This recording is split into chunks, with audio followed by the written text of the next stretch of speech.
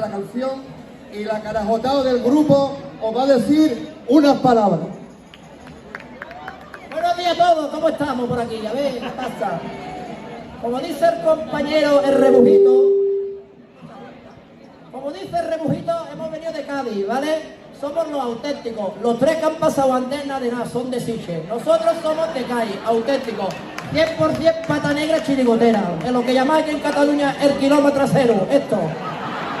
Entonces, llevamos aquí desde el jueves gordo, que vinimos con el AVE de las 6:30 de la mañana en la estación de San, y llevamos aquí disfrutando de los carnavales de Siche.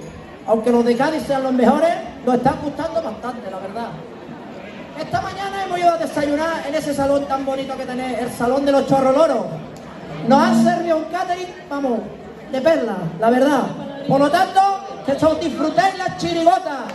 ¡Viva los llorones! ¡Viva! ¡Viva la Virgen del Martes Santo! ¡Viva! ¡Viva Cádiz! ¡Viva! ¡Viva Siche! ¡Viva! ¡Y viva los carnavales!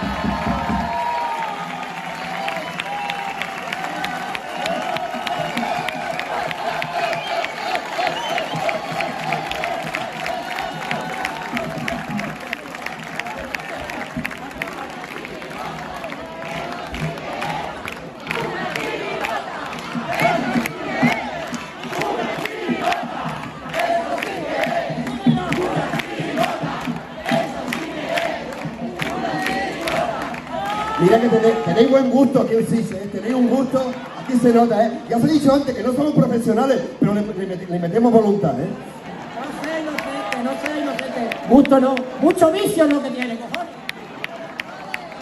¡Viva Yanko! Los que gritaban tanto son los de la